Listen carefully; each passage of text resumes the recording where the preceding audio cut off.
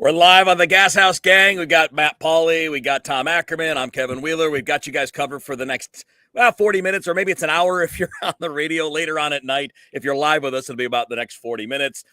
Tom is in Nashville, and obviously Matt is at home. Thankfully, Matt, you made it back.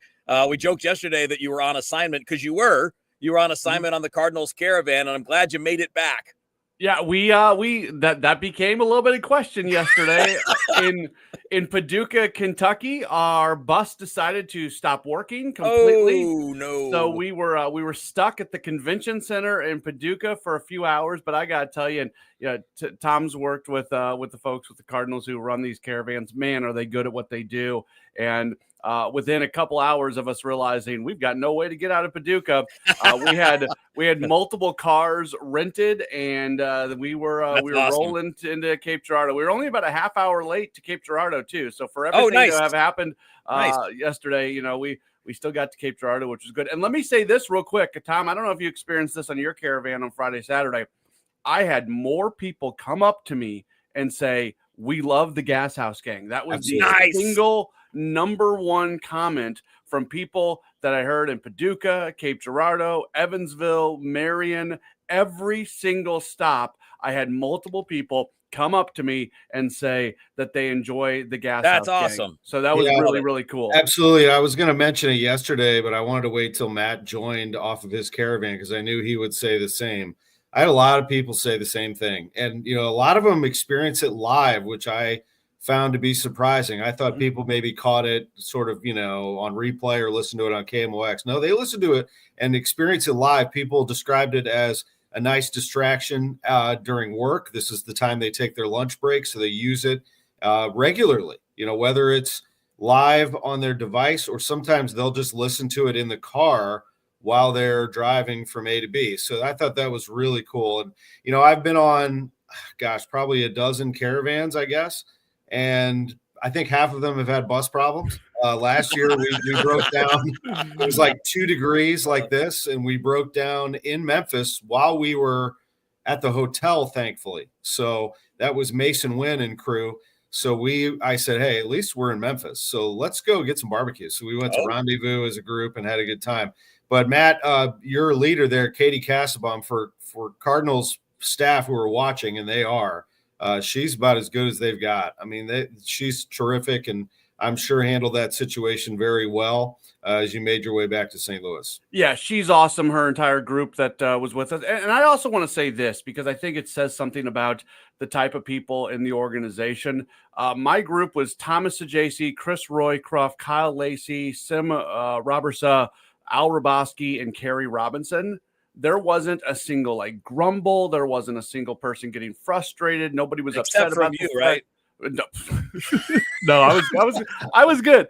But the fact that these players and alumni just kind of rolled with the punches yesterday. Yeah, we were stuck in the McCracken County Convention Center for a couple hours, but not a single player or alumni was upset at all about what was going on. Like everybody was just understanding that stuff happens. So I think that says something about the people in the organization. And Kevin, we are treated like royalty. I mean, wherever we go, not only by our own staff, but by every place that we stop and by the fans. You would not know that the Cardinals are picked in the middle or near the bottom of the NL Central. You would think that the Cardinals are coming off a world championship and are going after another. That's how the birds on the bat, when those jerseys go on, that's how those players are treated. And it is incredibly special to see. And it's a reminder of the history of the franchise, the expectations that are on it, yes, but also what people feel when they see the Cardinals. And it's also why we talk about this all the time, Kevin, why negativity is out there. I don't call it negativity. I call it passion.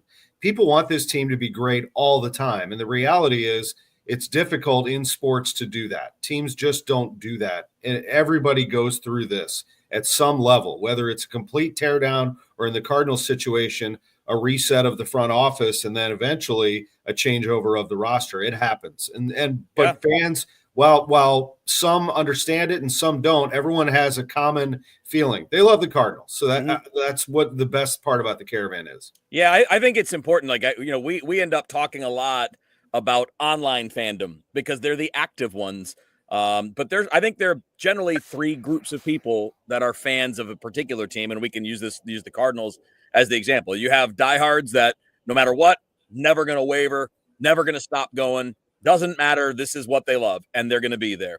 And then you've got what I think is the biggest group, which is everybody's a fan, but they don't live and die with everything that happens with the team. It's fun when the team's good. They get more into it. When the team is struggling, they just kind of accept it and deal with it. And then there's another group, which is kind of the group we live in because we're sports guys, it's the really active, pay attention to every move, living online on Twitter and on Reddit, and obviously here on the GasHouse Gang.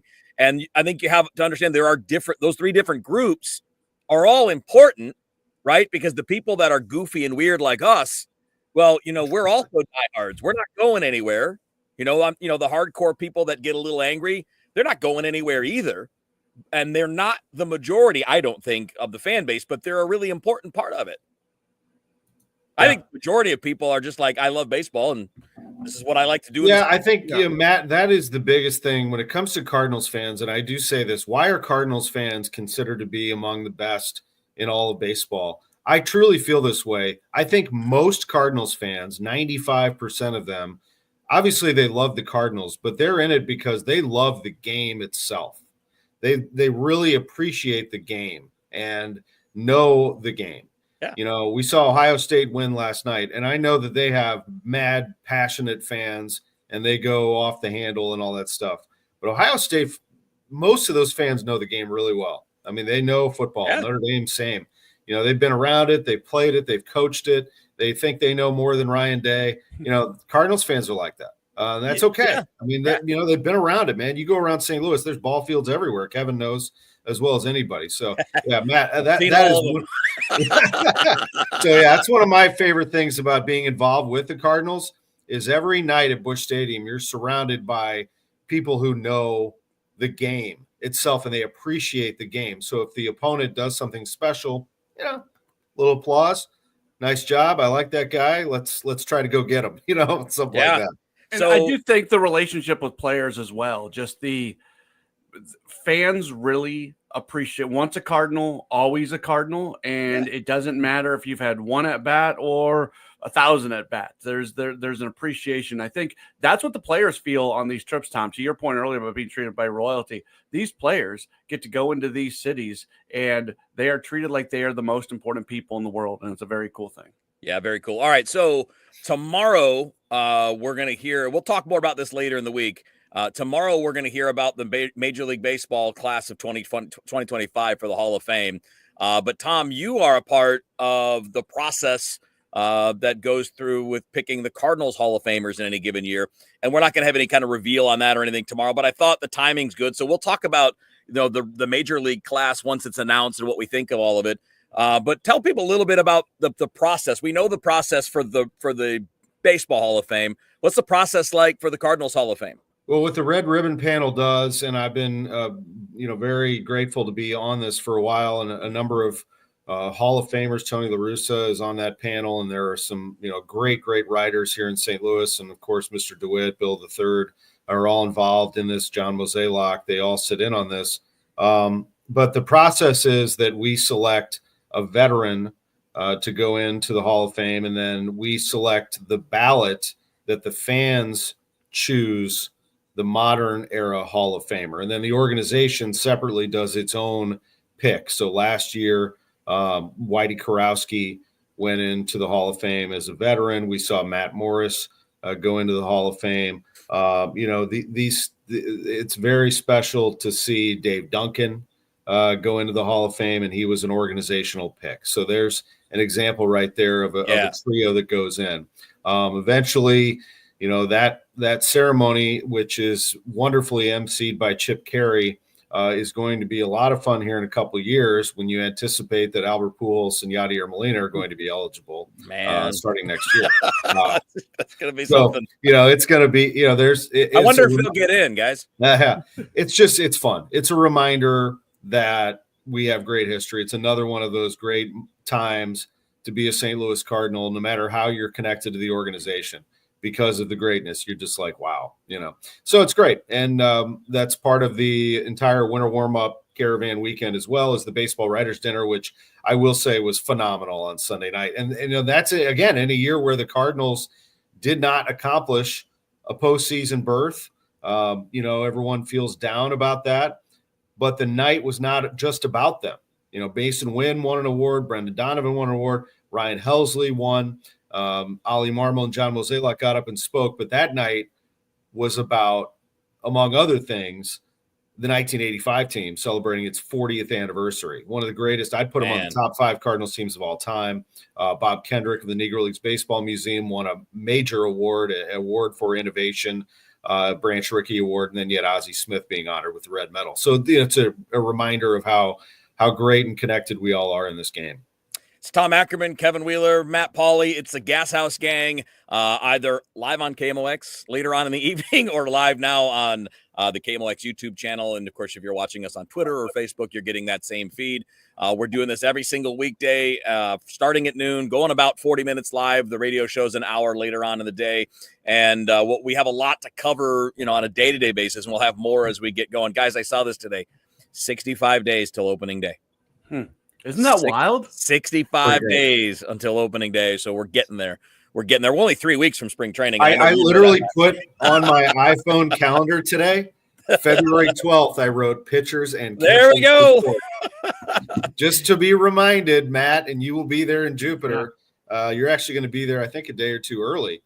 February 12th is the date, the report date. So that's always a very special day. I think I go in on the 10th, and I'm excited. I'm ready to be down there, and talking to guys, and I'm sure you talked with them, Tom, when you were doing winter warm up stuff. They are so ready, and guys are going down. There's a bunch of guys who are already there that they just parked. Tink Hintz is not there right now, but he was there for about 3 months after the season ended just to work on trying to get his body to a point from a strength and conditioning standpoint that he would be able to stay healthy more for the year. Like the Jupiter complex doesn't just start getting used the day that pitchers and catchers report. There are people there all the time. Jordan Walker is living in Jupiter, so he can work there every day. It is already a fairly busy place. All right, so that's only a few weeks away. We got a few more things, kind of cleaning up duty, I think, from winter warm-up, and we're going to branch off into a couple other topics as we go. But the couple things that I wanted to bring back, some we touched on a little bit yesterday, but we could go more on it. Others are just things that came up that we didn't have time to get to. But what do you guys think about the timing of this? I think we got to this just a little bit yesterday, but I would make the case that this is the right time to be pulling back on payroll. I don't think it should be a permanent thing, and I don't think it will be. In fact, Tom, I think that's something that the DeWitts got into yesterday, that like this isn't like forever. This isn't paring back payroll forever.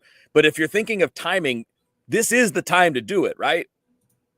It is the time to do it.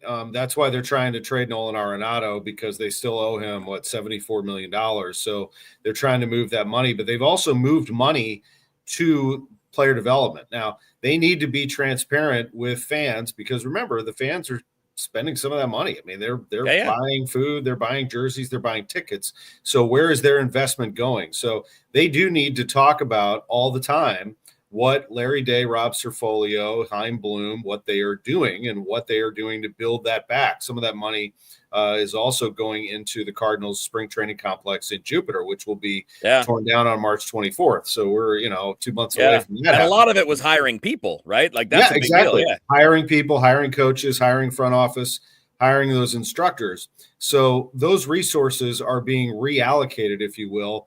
That said, the days of them patching up holes with free agents are over. Now, we could say for now, we could, because they will patch. I mean, not all of these young players are going to go fill a spot. There will be either a log jam or there's going to be something that doesn't work out at whatever base or position out there. So they'll go buy a free agent, but that's not happening right now. And while we are all correct that the Cardinals have not spent $1 in free agency, and we're correct that they haven't made any moves this offseason, they actually made a couple of moves in that they didn't bring back Paul Goldschmidt. We knew that wasn't going to happen. They didn't bring back Kyle Gibson. They didn't bring back Lance Lynn. Of course, Matt Carpenter they let walk, but that wasn't a lot of money. I'm probably missing somebody. But there are some others that they did not bring back. So they did save some money. The reason why I'm bringing this up is if they trade Arenado, that's all they need. If they don't trade Arenado, I'm not sure they're going to rush to move money. I don't think they're, because they saved by not bringing back some people. They're not, broke. I mean, the Cardinals are fine. They have money, but they are trying. I thought the point raised by Bill DeWitt Jr. and Bill III was heard loud and clear, that their focus is to build a sustainable business. Now, as I said yesterday, I'm not saying that I'm 100% on board with everything the DeWitt say, because I've been one to step out for a number of years and say, can we just write a check? I mean, let's go get the guy. This isn't the time to go do that necessarily. Yeah. Okay, so yeah, I agree with this being the time to drop payroll. The most important thing that can happen this year is giving young guys opportunities and figuring out what you have going into when this team is going to try to start to take off again. But I do think it's really notable, incredibly notable, a narrative that has changed in the last 24 hours, because I was sitting in the room in Dallas when John Mozeliak said, and this is going to be pretty close to his exact quote, but it's a paraphrase, where he said they want to trade Nolan Arenado to get the payroll to a certain spot, but if they can't trade Arenado, there are other ways that they can accomplish that. Very clearly stating that they needed the salary relief, and that if they couldn't trade Arenado, they were going to have to find the salary relief somewhere else. That narrative, that statement has now officially changed, because we heard over the weekend from Mo that if they don't trade Arenado, that doesn't mean that they do have to go make other moves. So something, and I'm not shocked by this either, because and something I've been saying for a long while is that the Cardinals did a lot better on the TV deal than they expected to do. The 23 to 25% pay cut, that sounds bad. The $17 million or whatever it might be. Other teams across Major League Baseball have taken a haircut far worse than what the Cardinals took on their RSN deal. So the moment that the TV deal got done, and it was only the 23%, and the fact that the sports gambling revenue is going to be coming in, I just had that small voice in the back of my head that kept saying they're in better shape than they expected to be. So I was not shocked when the narrative did change this past weekend. That's good stuff. All right, real quick before we get to our next break and our next topic, because to me, what you just said, Matt, kind of ties into the next thing, which is, again, finding out what you have. And I think all of this kind of falls under the category of clearing the deck for Chaim Bloom. And I can't remember, Tom, if you said that yesterday or Bernie did, but it really stuck with me as something that we could get deeper into, because Chaim really got hosed in Boston. He got the job, and the first assignment is get rid of our star player that everybody loves, Mookie Betts, and don't get anything for him because we want to attach David Price's contract to it as a way to cut money rather than getting talent in the deal. So basically, Bloom was undercut from the beginning in Boston. And what he did there was build an amazing farm system, but he always wore the failures at the major league level because they made him trade the best player without focusing on return and only focusing on cash. So I wonder if, we've talked about the idea of Mo doing the dirty work and Chaim not being saddled with that kind of stuff, but also now payroll space to spend with and an understanding of what all these players are, at least a better understanding, getting a full year to prove it. Yes, and I think that John Mozeliak is doing what he is supposed to do here, which is to make sure this is a good transition to Chaim Bloom. And John Mozeliak has always done what what Bill DeWitt asked him to do. And what he's asking him to do is to hand the reins over to Chaim Bloom. And in this final year of his contract, to fulfill his contract, is to do that in the best way possible. So the Cardinals are setting this up so that Mo still is the spokesman for the organization. Bloom gets to work.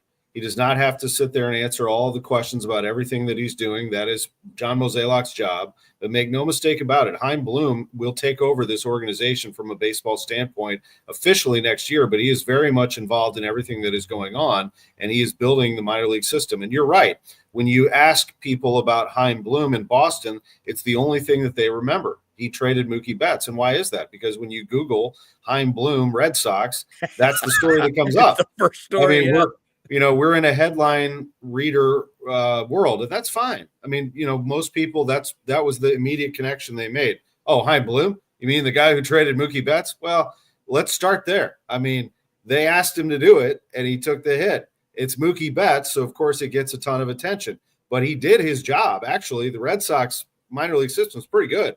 And he has grown that. That's what they asked him to do. Yeah. Of course, he had a longer time down in Tampa Bay, St. Petersburg to do it. And the Rays are still, I think, the model of many organizations on how to do it right and how to bring up players to fill spots and how to get the best value. So that's what the Cardinals are doing right now with this front office. And, you can breathe easy knowing that they have arguably, because there are a lot of them right now, because everyone's trying to copy what the Rays did, but arguably the best guy for the job. I mean, they found the guy. So let him do his work. And if it doesn't work out, it doesn't work out. I think it will. And now it's of course, up to the manager and the players to execute the plan in place, and they have to do the job as well and be successful. But we're still 2-3 years away from that bearing fruit. In the meantime, you just roll with what you have and develop. This is all about develop. You can't develop, Matt, players at the major league level. You can. I mean, literally, of course you can do it, but it's not ideal. You want to start doing it at single A so that everybody along the line is in line. Everyone collaborates and has the same message. So in single A, this is what we do at the big league level, double A, triple A. And then once you get to the big league level, they're like, what did you learn? I learned this. Yes, that's what we do. All right. And off you go and you win games. You can't just come up to the major leagues and redo everything. Everyone's got to be on the same page. Yeah, and the Cardinals have not been producing major league ready players at the rate that they would like to. There's been some, and sometimes we need to not forget that there's still been a fair number of success stories within what this team has done in recent years, but there has not been enough. And I think as much of a clean canvas as you can leave for Chaim as possible is a good thing. I started thinking about this a little bit, and I'm not saying that they didn't sign Brendan Donovan to a 2-year deal to avoid arbitration because they're trying to not entangle any contracts that they don't need to beyond this next year. But I did think about it because there had been reports that day that the Cardinals and Donovan were likely to sign a 2-year contract. And then the next thing we know, they had not come to terms. And right now they are en route to a possible hearing. We'll see if something happens before then. But that's when I really started thinking about this, guys, that are the Cardinals going to be slower in giving guys contracts beyond 2025 just as a way to make sure that Chaim is going to have as much salary space and as much roster space as possible when he's the final baseball decision maker? Yeah, it's a great question. It's the GasHouse gang, Matt Pauley, Tom Ackerman, Kevin Wheeler with you. Changing gears just a little bit and kind of getting to the big picture, like Major League Baseball topic. It's not directly a Cardinals topic, but it's certainly, I think, the topic coming off of the Roki Sasaki signing in LA. They signed Tanner Scott over the weekend. Sounds like today they're picking up Kirby Yates to join that bullpen too. And I don't want to get into the Dodgers or a breakdown of them, but their payroll's going to be $380 million. They won the World Series last year, and of course they won one 5 years ago in 2020. So they've got 2 World Series in the last 5 years, and the baseball world is freaking out. Baseball writers, baseball fans, this is bad for the sport. It's the sport is dead because of this kind of thing. And I'm curious to get what your guys' take is on this side of it, because this is my angle on it. Why are dynasties cool in the NBA and in the NFL, but they're going to kill Major League Baseball? Why? How does that hold up? I mean, the Chiefs are going to their 7th straight AFC Championship game. They've won 3 Super Bowls during this time. That's on the heels of a 20-year Patriots dynasty, right?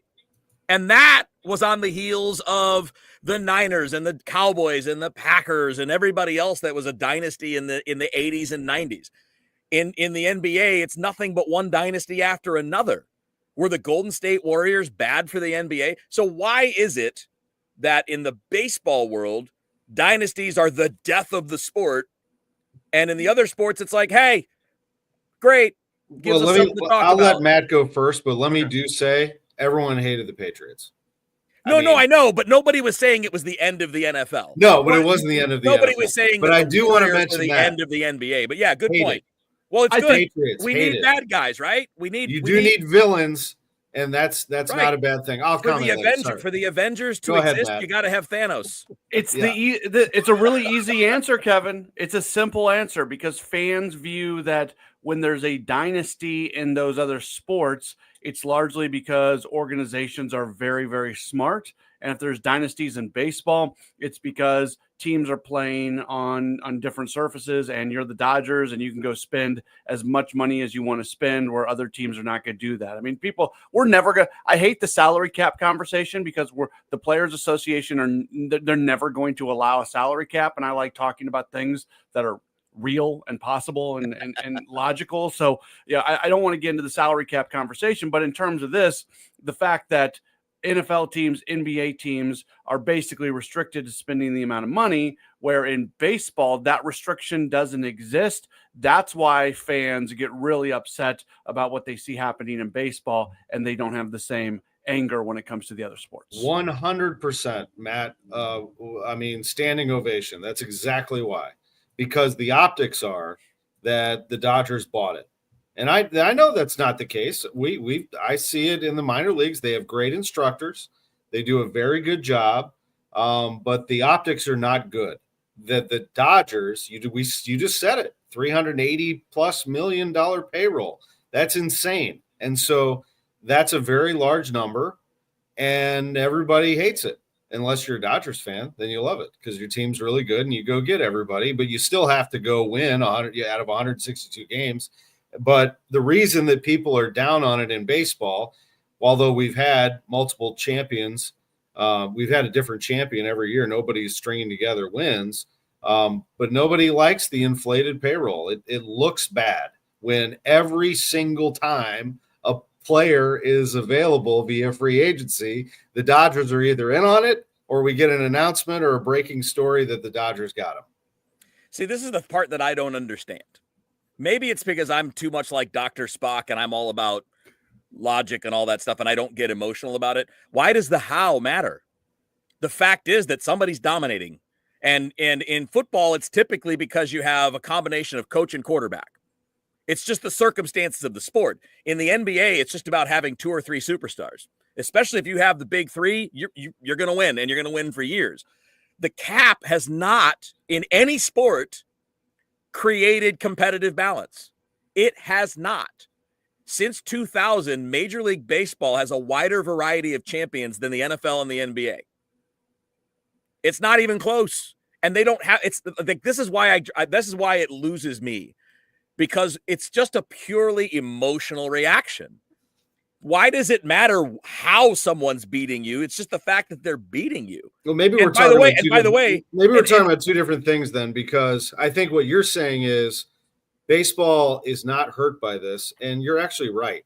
No, they haven't been. Yeah, they haven't been. This has been the case.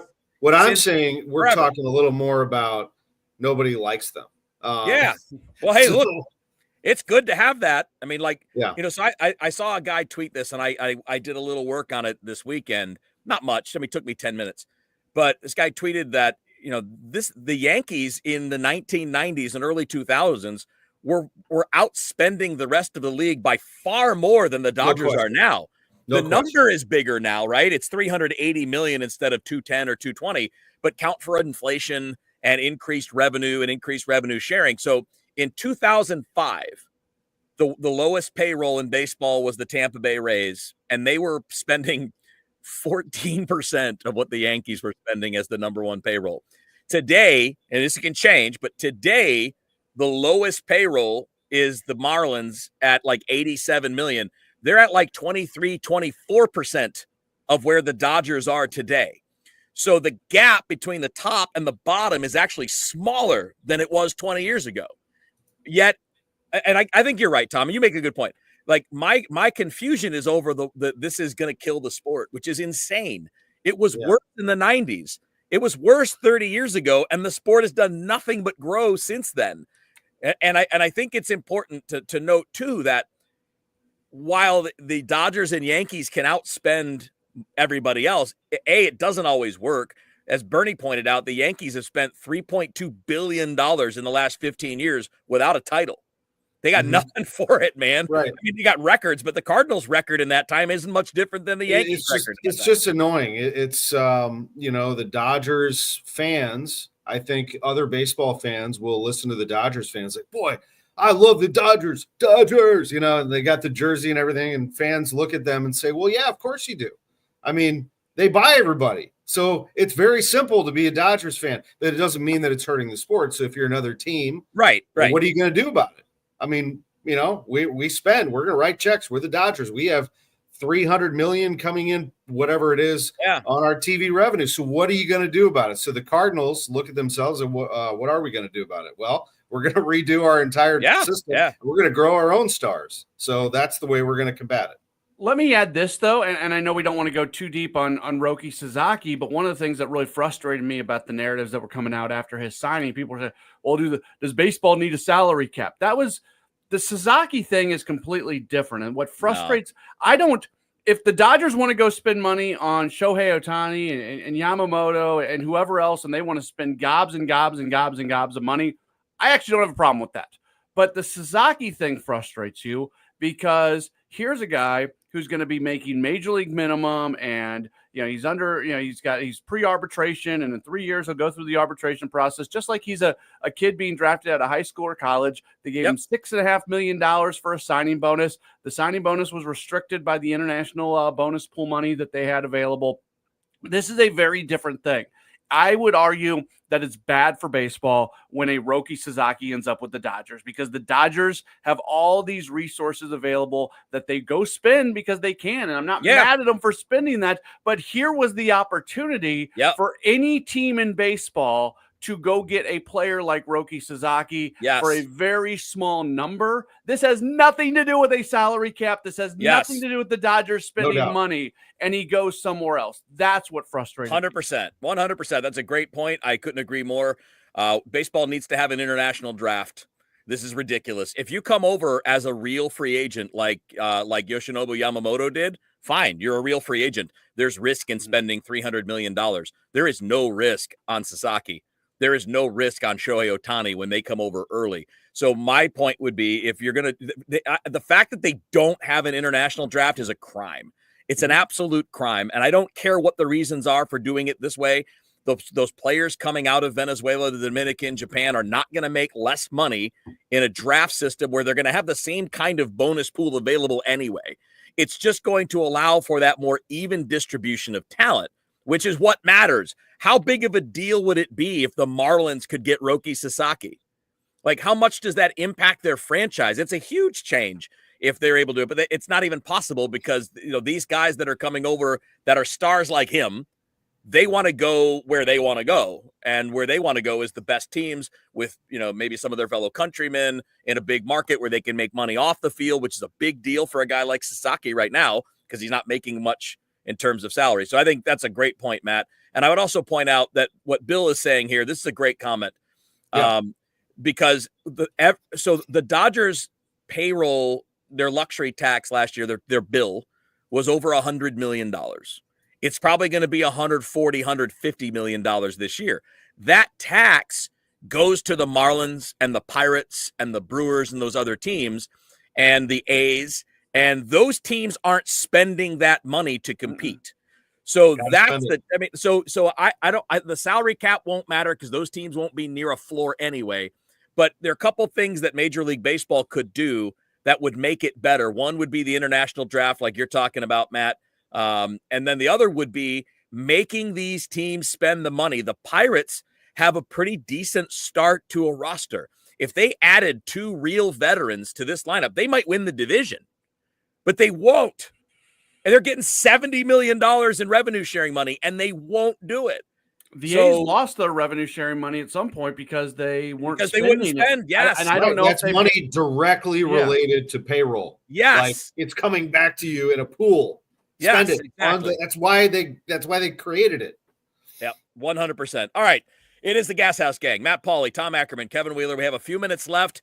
And we could do briefly a little college football here because Ohio State won the national championship last night. You see that little smile from Tom Ackerman. Big Ten gets it done. Now, my only take on this is that the college football playoff in the 12-team format for the first time did exactly what it should do. It allowed a team to go earn a national championship. And there's no question about who should have won it, who the best team was, the last team standing. They passed all the tests and they won it all. And that's what a playoff is for, to let a team go win the tournament and prove that they're the champion. That's my take on it. Tom, I know that the SEC world has, some of them have been eating a little crow about bagging on teams that didn't deserve to be in or whatever, but I would say that Ohio State kind of laid down the law in these playoffs. They looked great last night, and I give Paul Feinbaum credit, who is one of the faces of the SEC movement, to go on ESPN this morning and say that the Big Ten now owns college football. He's correct. The last two national champions, Michigan and then Ohio State. I'll go a step further. The Big Ten is the new SEC. Get used to it. The days of pre-NIL SEC domination, they're over. The Big Ten now has the ability to spend, and they are going to spend, and they are going to buy and recruit and enter the portal, and they're going to build teams. I know that I talk a lot about Indiana, but I will say this. Indiana was criticized for having a soft schedule. I think people have backed off of that now, seeing that the Big Ten's plenty strong. You know, when they say you have a soft schedule, what that really means is you should have been favored in all of your games. So Indiana, actually, what you're saying is that Indiana was hard to play against, so that Michigan should have lost to Indiana. Well, Michigan's pretty good. As we saw, they beat Ohio State.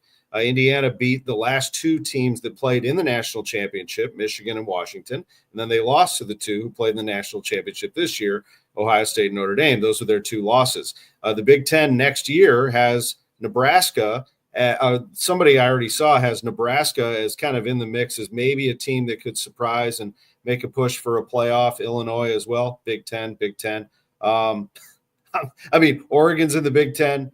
It's just a matter of time before UCLA and USC start to enter the NIL space and start to pay some of the West Coast players to come over there, and they get aggressive. The Big Ten's not going away. It is going to be a power. That was why it was designed this way.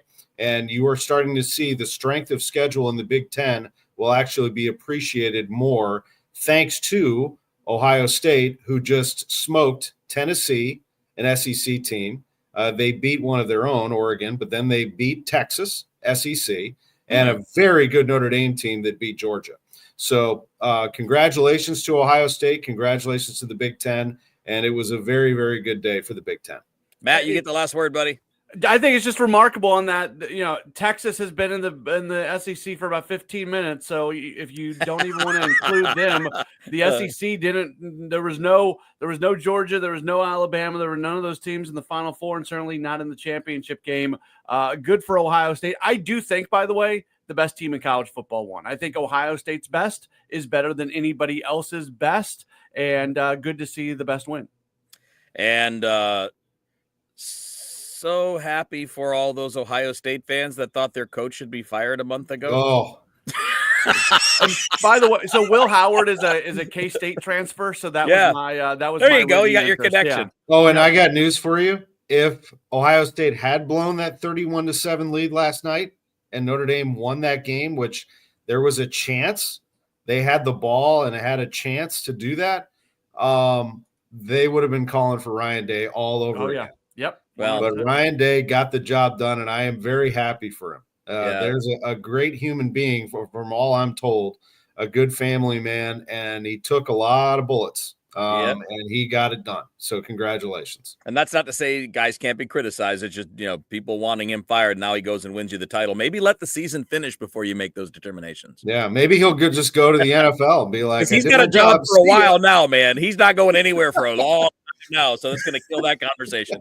Fellas, great stuff. We appreciate it. Everybody that's listening, either on a podcast or joining us live on YouTube or on KMOX in the evening, we appreciate you.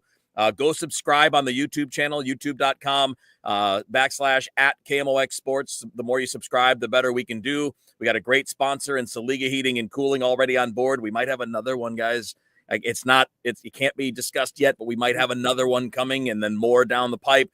So the more you subscribe, the more you interact, the more we can get that merch out there and all of that, and keep having a good time here at noon every single day on the GasHouse Gang. Matt, Tom, you boys have a great day. Everybody, thank you for tuning in. Drew Young, thank you, buddy. Appreciate you running things. We'll talk to you again tomorrow. In fact, it's you guys tomorrow, right? Yep. It is us tomorrow. There you go. Tom Ackerman, Matt Pauley have you on Wednesday on the GasHouse Gang.